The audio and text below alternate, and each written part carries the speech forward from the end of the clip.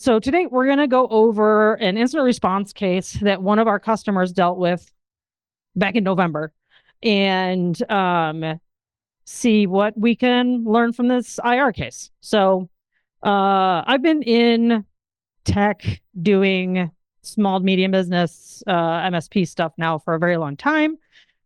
Used to do like sysadmin work. So this kind of stuff is like near and dear to my heart when someone that doesn't have a whole lot of resources and a whole lot of staff has to go through any incident like this because it is becoming more and more common. And it's not like any of us are getting that much more budget to have to deal with all of these all the time. So, first up, we're going to start with a quiz.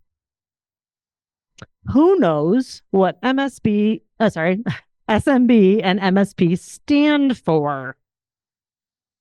Just shout it out. Shout it. Oh, well, first it stands for server message block, right? Because we love acronyms, and now we're starting to bleed over into it's the same industry. We're using the same acronyms over and over and over again. What about MSP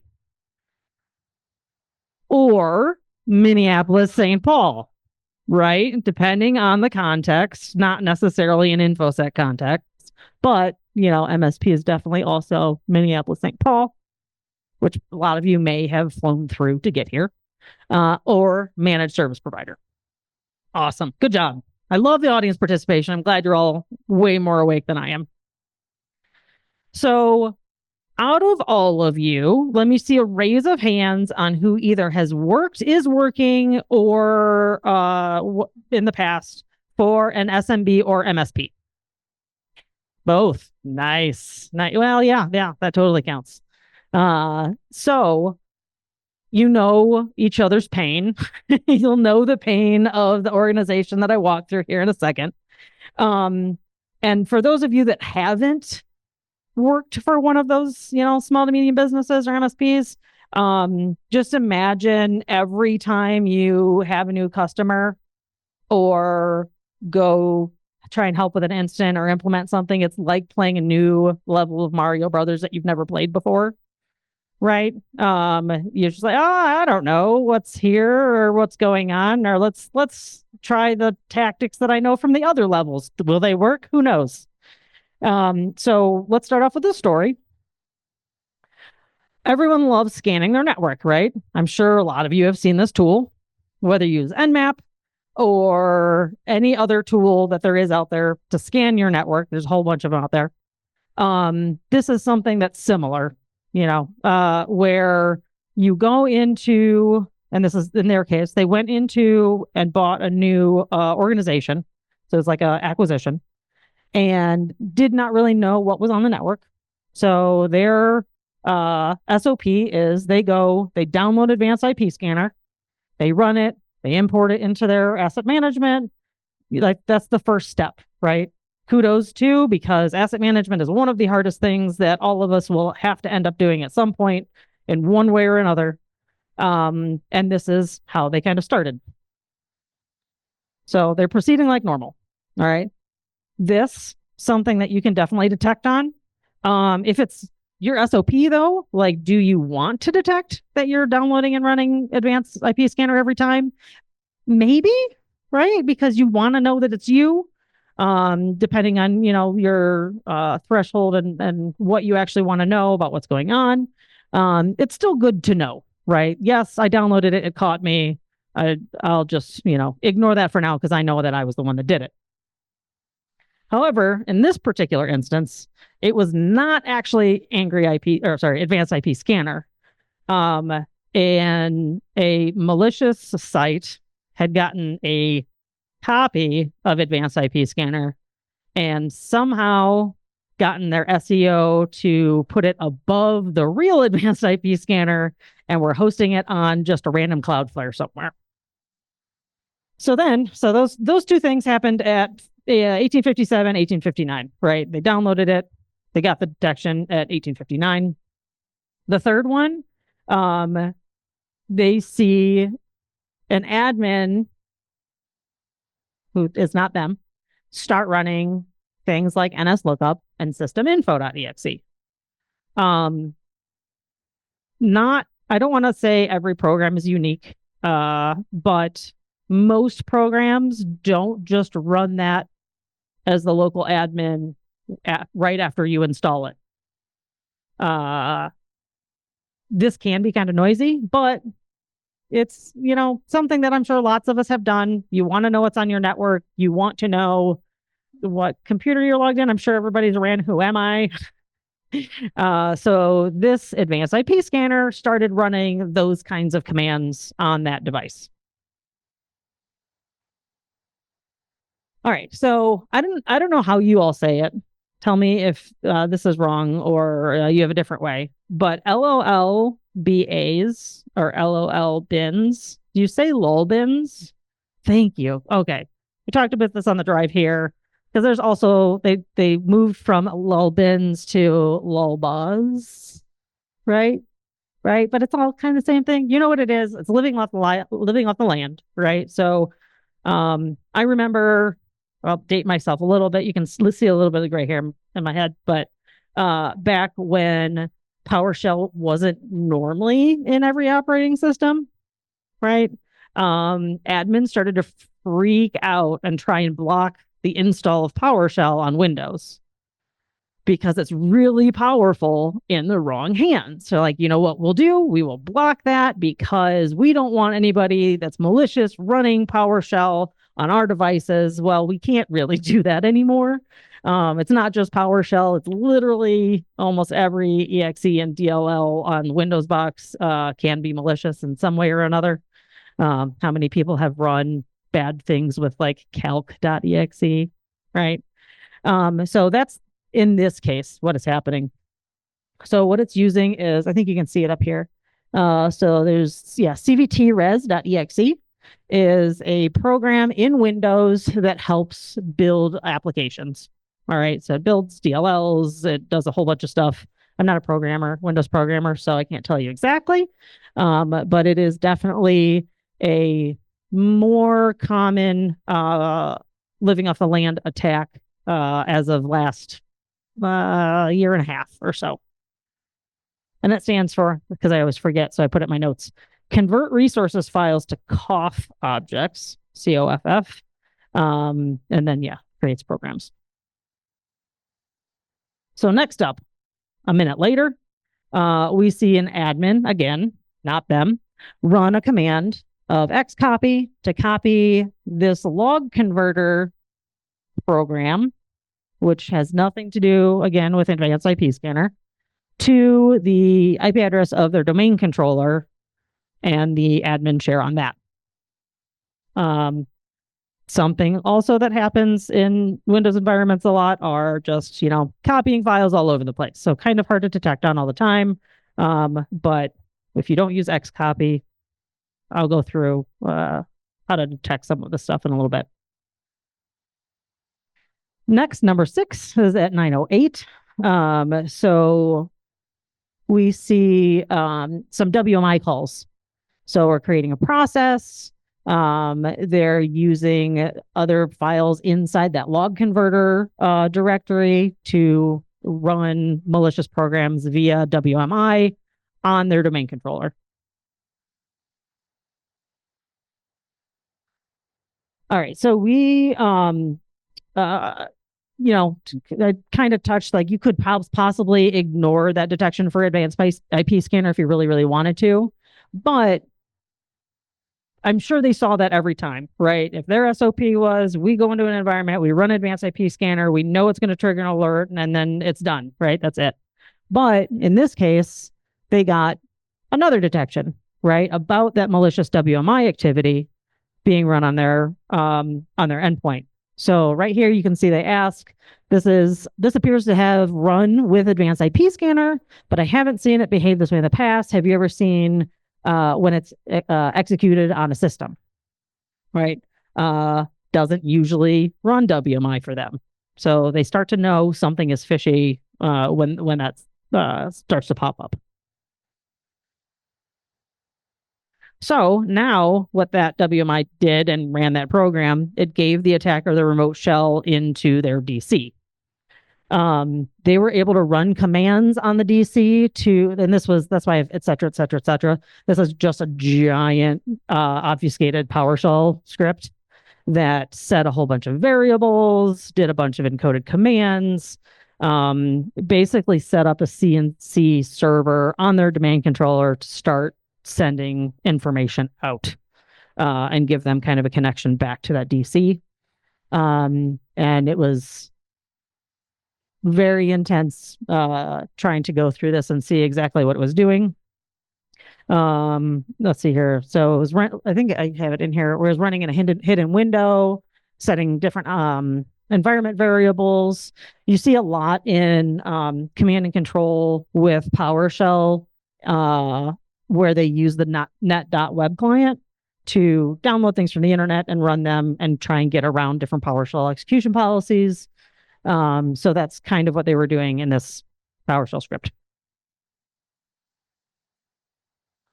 And then next up, we see a bash script being run from, batch file, wrong OS, being run from the C drive and program files in that domain controller. So yeah, it now is running in the Node.js tools, press nekey.exe, but it is that log converter batch file that it's running. So you shouldn't, obviously, if you're in a Windows environment, alert on all batch files, because that would be crazy. That's like alerting on everything in PowerShell that ever runs. You will just be inundated with alerts constantly because, let me tell you, after looking at execution logs for even like major corporations, they do some really weird stuff under the hood. Very, very often we'll see like RMM tools running what we would consider attacks on the back end to do admin functions, right? Like, has everybody heard of pass the hash? There's a lot of RMM tools that instead of like handling authentication properly, will just run pass the hash on the back end, right? Not super great, but you see that all the time, especially in like batch files. There will be at some point in time when they were creating that program, they needed to run a script that they did not want to just fully create into a Windows program. You'll see batch files constantly, especially if you start logging process creation. So here, it's actually running out of a different directory than what you would expect to see. So that's one of the things that I'll cover in a little bit, is what directories and to kind of look for batch script execution. Because again, otherwise you'd just be going crazy with alerts. We were actually given a copy of the file from the customer, and it was doing a whole bunch of weird stuff. It was encoded inside the batch file itself. It was doing HTTP post requests and sending data out to that Cloudflare IP address that it was hosted at, and then executing other PowerShell commands on that DC, and then encrypting it all as they sent it out, right? So then customer contacts our support team, and this is after we had identified the malicious batch program, and then they sent us the actual file. So one was a .t file with a bunch of encoded variables. And this is honestly, from somebody that doesn't do like reversing malware a ton, one of the things that ChatGPT has saved me on is just copying and pasting all of the variables and everything in that and being like, does this look bad? I think it does, but I'd like a little bit of a sanity check. So one of the things that I think it has come in really, really super handy for, at least for me. So that's that when they sent us those files. And then finally they manually isolated that device. I apologize for the weird Kirby toadstool thing. Speaking of AI, it really does generate some cursed images. The first 3 versions of this, there is no way I could have added to these slides.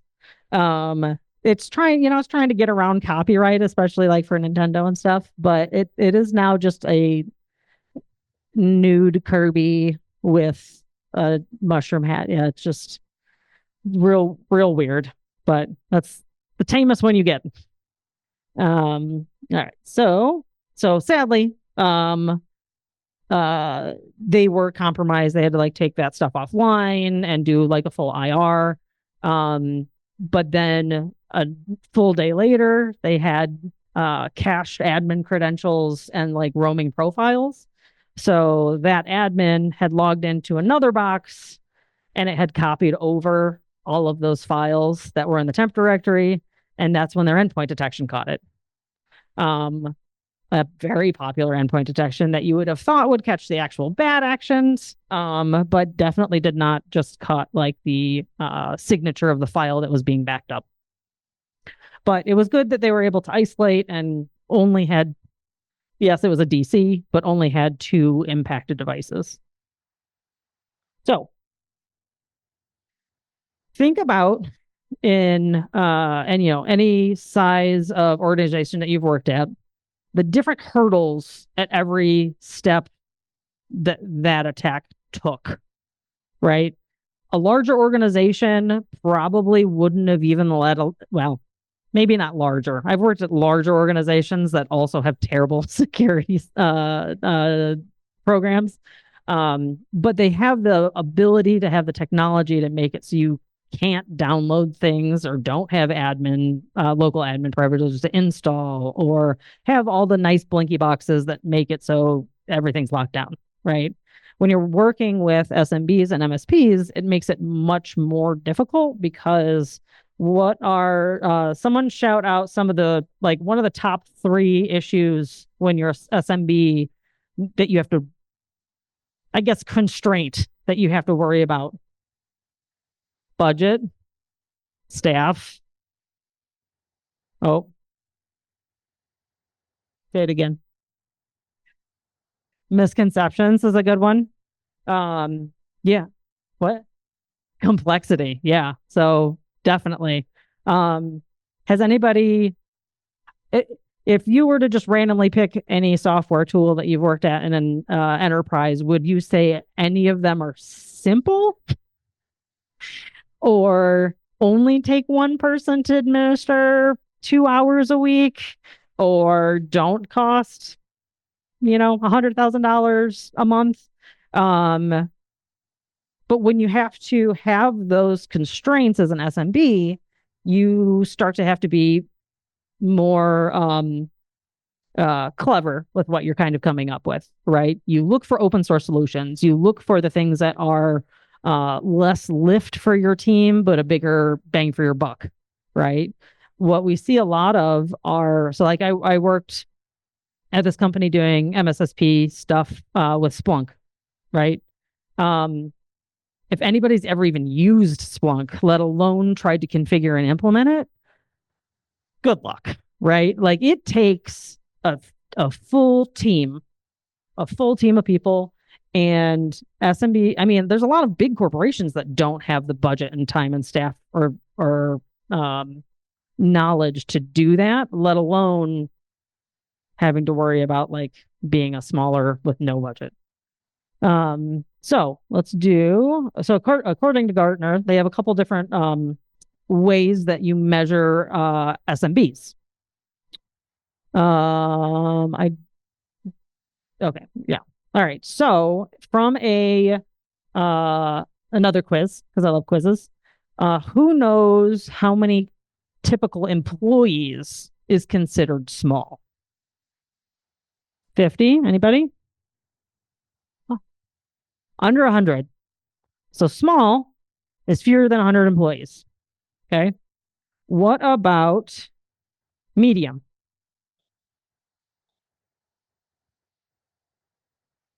100 to 1,000. Well, 999, I guess. You're splitting hairs. If you look at these statistics, I know it's kind of a big graph. I really like how they have the TVs like halfway back here for people that like I can never see that far. So this is from the Small Business Administration economic profile in 2023. And the light blue is the amount of companies without employees. All right. So that's like like the mental health hackers, right? It's a nonprofit. We have no employees. Do we still take care of data? Yeah, like we have a GCP instance, we have email, right? There are things that we have to worry about. You have to think about like consultants, right? Like they are their own boss and employee, but that is the majority of those. Um, that's a lot of people and a lot of businesses in charge of a lot of data and infrastructure. And they like a lot of those probably have to deal with PCI or some kind of compliance in some way or shape or form, having to deal with these struggles just like that example the company did. And what is it? I always forget statistics and I hate putting them on slides, but so 46% of all cyber breaches impact businesses with fewer than 1,000 employees. Right? So perspective, like 46%, but you have way less people being able to handle it is a big deal. So another way that Gartner talks about SMBs is the amount of revenue that you have yearly. So annual revenue for small, anyone guess?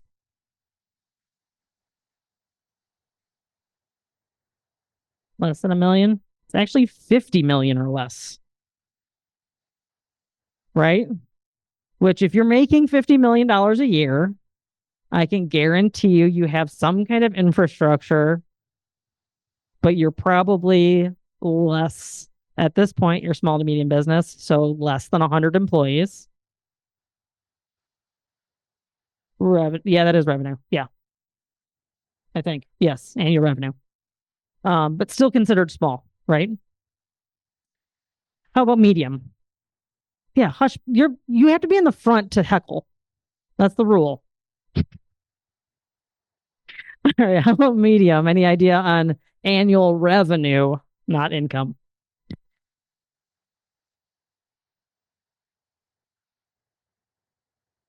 Close. 50 million to a billion is medium business.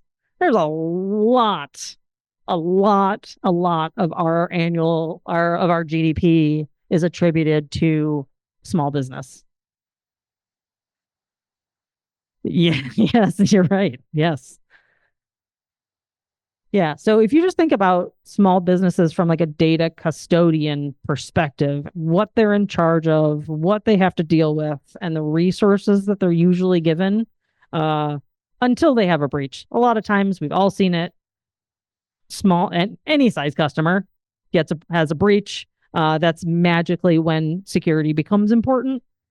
Um, that isn't reflected in this graph, but we all know it happens. So next up, we are going to look at what we can do to detect, defend, and respond to the things we talked about a second ago.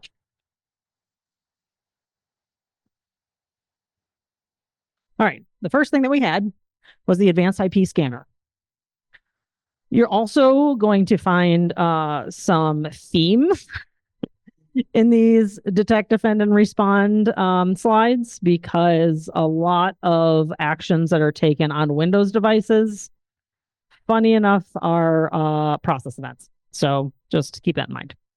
So the first thing we're going to do is we're going to detect. We can detect for free one of two ways. Event ID 1, which is Sysmon, and event ID 4688, which is process creation in just plain old Windows. That is not turned on by default, by the way. If you have a Windows environment and you think that you're monitoring your processes via an endpoint agent, via whatever, they possibly can, but you're definitely not getting your Windows process logs unless you turn that on.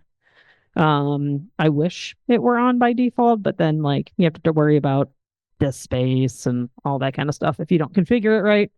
But then you can just look for advanced IP scanner. Right? That name of the program, even the fake one, because they're trying to fake it, was in the log. Right? So you can look for all of the common ones. There's advanced IP scanner, angry IP scanner, Nmap.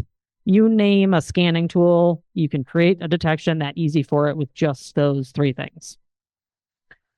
For defending, Almost all of these are these two things. So I apologize. I'm not going to go too deep into these every single time because you'll get real tired of hearing the same thing over and over again. But it is application allow listing and user access control. But how many SMBs, let alone don't have a way to log and detect these, but have the people that know and the time and just the complexity to be able to configure either of those to stop downloading a program, right? It's not impossible. It's, if you have one device and no staff, it's easy to do. When you're trying to do this in a production environment, when they don't want any downtime and they want to run the things that they want to run, and InfoSec is just a cost center,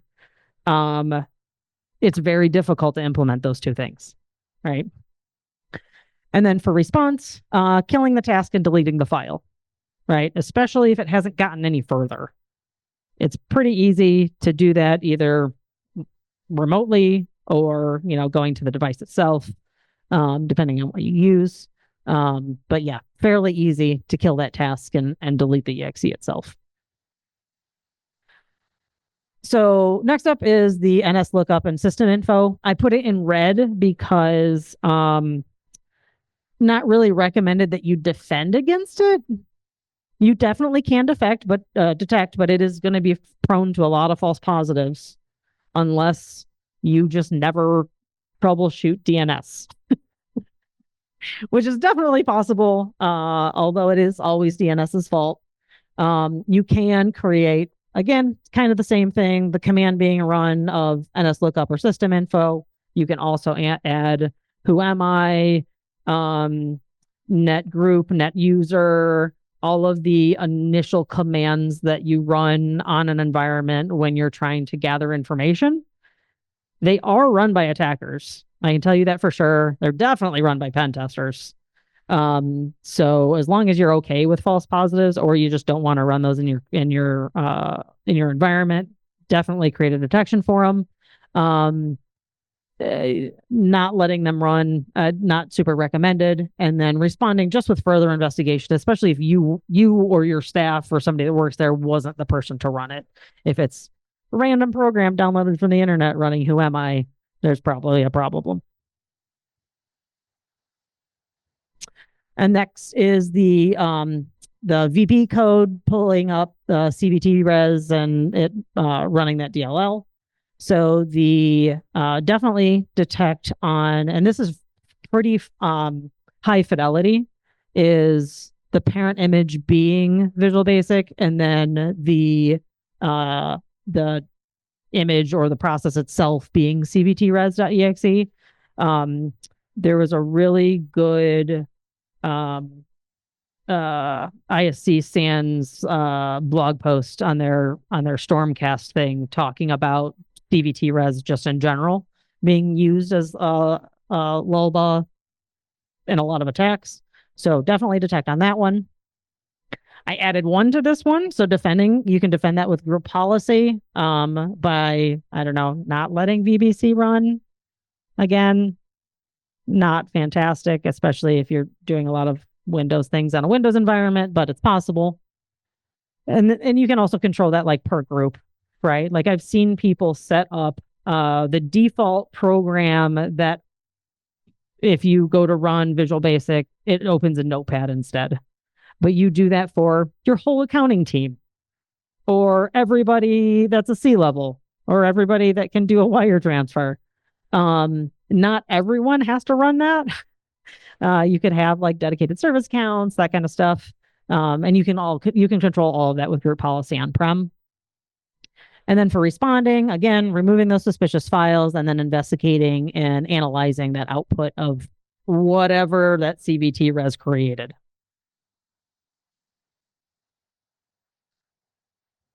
And then we have the XCopy. This one, so I don't like, because I wrote up a blog post on this when it happened, and I hate it when I hated vendors, right? When I was like in the seat of a sysadmin, I hated vendors that are like, we can fix everything, we're unhackable, and people still do that, and they'll do it sometimes like through blogs, like we are bulletproof. Like, we did everything right with this entire incident. We're fantastic. I can tell you we were not. This is one of the ones we missed. It was one that we knew we needed to make. So then, of course, when we saw it in a legitimate attack, kind of got bumped up in the queue. But this was definitely a miss from us from a detection standpoint, because it's like whack-a-mole. If you've ever created detections nonstop for years, we've had 4 people doing it for 6 years. We still have barely made a dent in the amount of things that you could probably create a detection for. But yeah, that's something that we have in testing right now, but also can be prone to false positive depending on the environment. You can lock down the domain controls and admin shares should that user that was running the advanced IP scanner also been able to, at that point in time, log on to that DC and also run more stuff. No, the answer is no.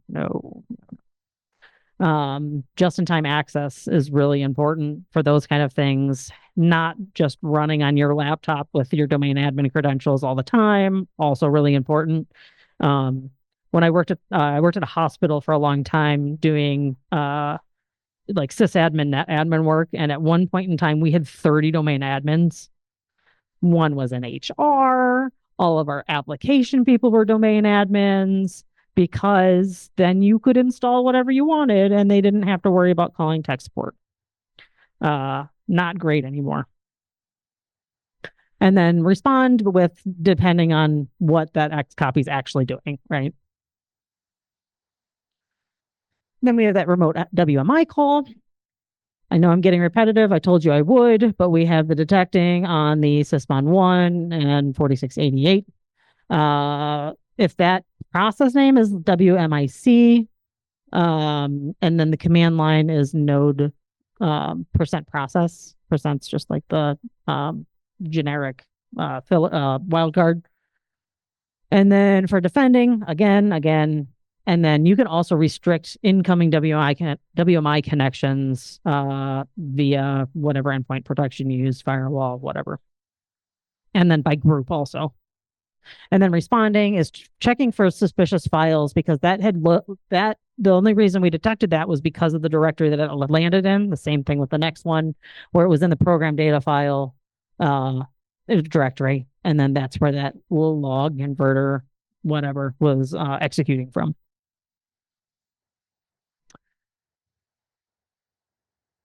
All right, yeah. So then this was the malicious PowerShell. This one gets a little bit different. So yay us. We also, in addition to the event ID 1 and 4688, we have 4103 and 4104. And I swear I changed it on the next slide. My and or look weird. And then I told you about that net.web client. Also can be prone to false positive depending on the environment. To release a detection like this, we did a ton of testing, because there's things like just Microsoft updates or Edge doing something weird, or just you name it. There's a million things that probably act like this that shouldn't. I've seen like firmware for SCSI drives run encoded PowerShell and pull stuff from the internet like this. Like, weird stuff all the time. Anytime you look at PowerShell logs in your Windows environment. And then again, you guessed it. And for responding, just please, good Lord, isolate that device, which they did. And then the last one is the malicious batch script. And I feel like I did not change the first slide in this download, so ignore that one. This would be still the same event ID 1 and 4688, but this would be executing batch files from certain directories. And I will update these slides eventually. If you want that list of directories, just come find me afterwards and I can give them to you. And then adding to the defend on this, not all servers need to access the internet. Did that DC need to be able to download something via PowerShell to run it? No. Does a DC really ever need to access the internet? Not really. You shouldn't be just browsing the internet on your domain controllers or anything else that's really important, because the internet is full of terrible things. And then you can also get, there's, I like to talk about like free things you can do and cheap things you can do. I don't know that there's a ton of really easy and cheap WAFs out there. But there are a few if you want to put in the time and effort. And then for responding, just the normal IR stuff. So after the isolation, figuring out what that batch file in the PowerShell was trying to accomplish. If you have the staff reversing the malware, if you don't have the staff or the third party or whoever, just knowing where it came from and cleaning up, right? Like I talked about at the hospital that I worked at, we didn't have the staff or the expertise or the time to reverse anything. It was we're just going to reimage that now, which is fine. Like that's completely fine. You don't necessarily need to know every single little thing that a piece of malware is going to do. You just need to know how it got in and how to protect yourself for next time. And then look at, it's supposed to say exfil. So thank you, autocorrect.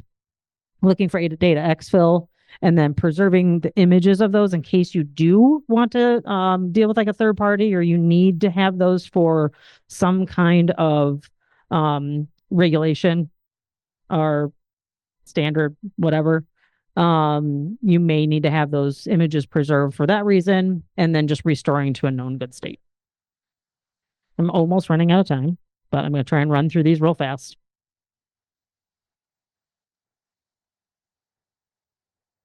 So one of the first times I was ever introduced to a SIM was also at that hospital. I have a lot of really, really great horror stories from that hospital.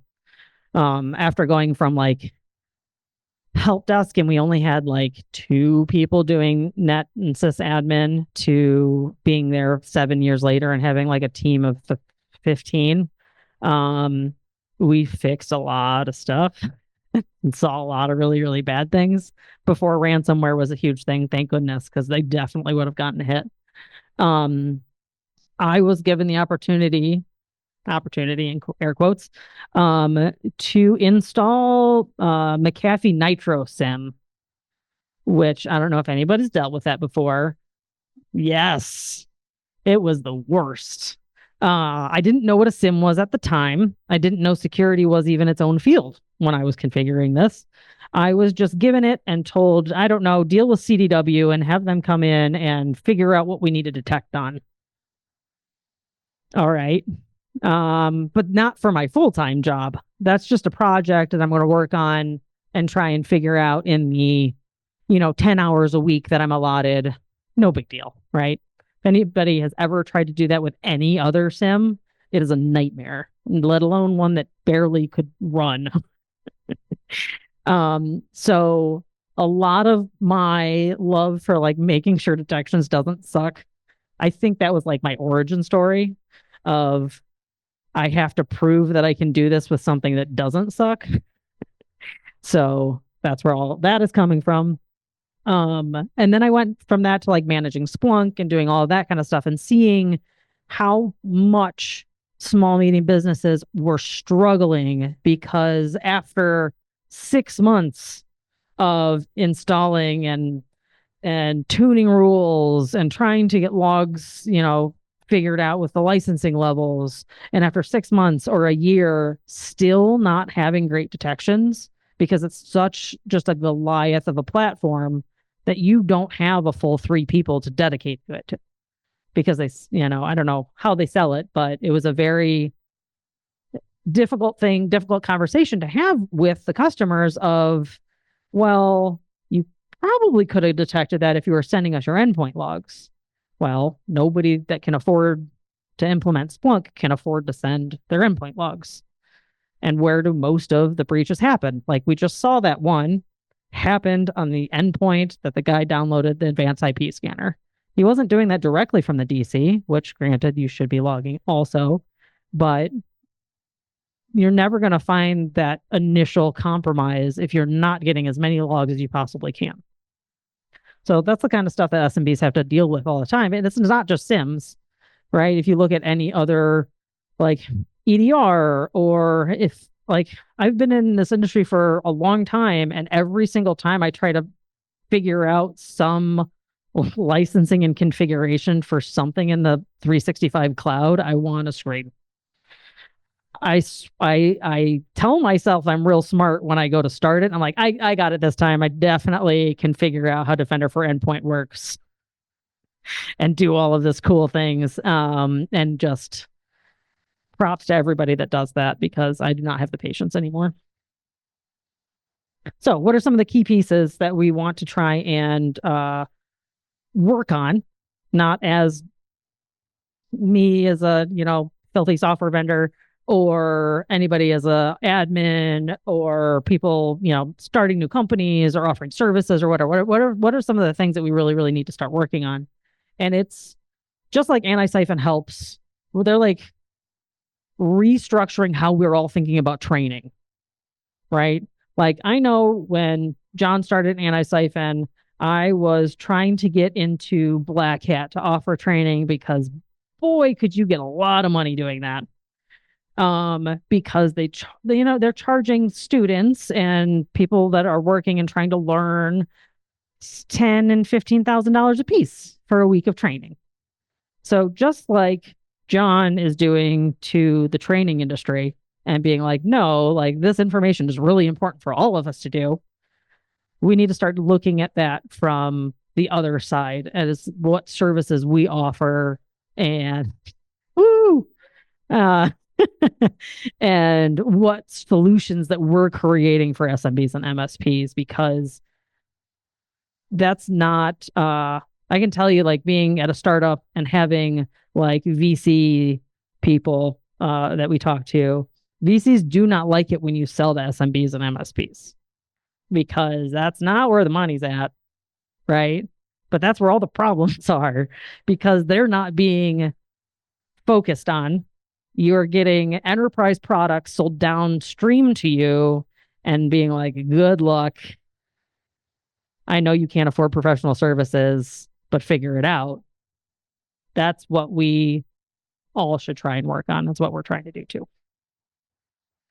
What else am I talking about? Ease of use and repeatability. Everything's going to be trial and error, right? Just like that McAfee Nitro Sim was a disaster. You could start a company from the ground up and you are not going to ever get it right 100% of the time. As much as you know, and as much as you know the right things to do and the wrong things to do, and like products that are great, all of this kind of stuff, it is really difficult, even starting from scratch, to get everything right all of the time. So it's not that you need to get it right away. I've recently been in situations where a lot of change has happened, just because, it's easy to come from the outside and be like, I'm going to rip and replace all of this because everything's terrible and you're doing it wrong.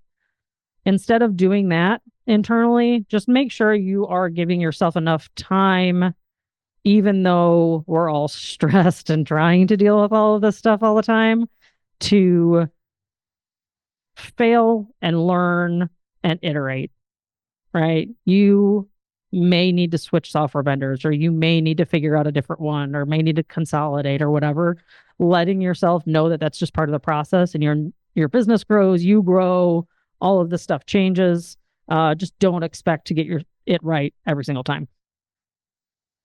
One of my favorite slides ever.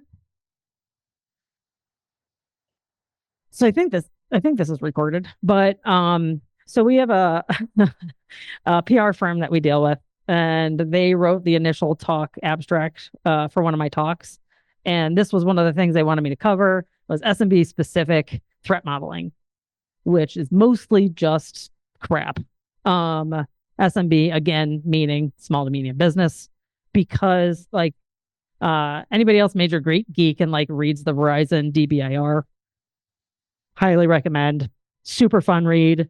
Even though it's pretty technical, it's really fun to read. And this last year, they went into talking about, last year, the year before, went into talking about how SMBs don't necessarily always have an issue with the technology that they're implementing or the money that they have. So they're actually seeing a lot of the same attacks from a threat perspective, because I don't think an attacker cares what size you are necessarily, but if you are an easy target, like I've worked with some like Fortune 500 companies that had terrible security programs. If they have all of the stuff open to the internet, are they going to go after that has like 20 things on the internet that are open and ready for the taking? Or are they going to worry about like a whole bunch of SMBs? Right. It's definitely lowest barrier to entry. And if you want to worry about threat modeling, and probably like everybody else doesn't have the time or like a specific threat modeler that you've hired, just pick a framework and stick with it. It is much easier to just be like, I'm just going to work with MITRE, and that is going to be what I focus on. Much easier than trying to boil the ocean from like a threat perspective. And then I know I'm biased. Running tabletops is something that you can add to like your layered defense strategy. I'm going to blow through this one because we're running out of time. And then investing in people. I've not been in management, or I've not been technically in management for a long time, but I've tried to be in leadership for a while. And I've been learning more about like how to do that better, but it's always been people centric for me, because we aren't all computers. And it's really important to invest in the people that you have, invest in training, invest in their care, actually care about them. When you have like only a couple people on your team, burnout can be really, really big deal. So always invest in your people. And that's it for me. Any questions? Yeah. So the question is, are we seeing more fully qualified domains with legitimate certs for like C2C infrastructure? And definitely, like it used to be, they would just like change IP addresses and have that built in and everything all the time. And I think it's faster to handle it through DNS, maybe. Yeah. Yeah. Right.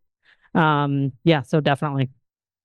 One thing that I see a lot in the tabletops that I do is a huge lack of not only baselining, but even the basics. So I've seen very, very flat networks in a lot of places, a lot of picking and choosing and just doing like allow listing instead of like default denies on firewalls. I've seen a huge lack of two-factor or multi-factor authentication, or leveraging like Microsoft's conditional access policies. I have a lot of people that are like, just don't care to worry about that. But yes, like secure configuration is a big one when you're trying to baseline for sure. So we want to know if they had LAPS or NTLM1 turned off or anything. We don't really do full IR. It's more of we're a software as a service that also kind of helps with IR, but on the DL. It's more of a passion of our group instead of a service that we technically offer. Awesome. Thank you so much for all coming here. I really, really appreciate it.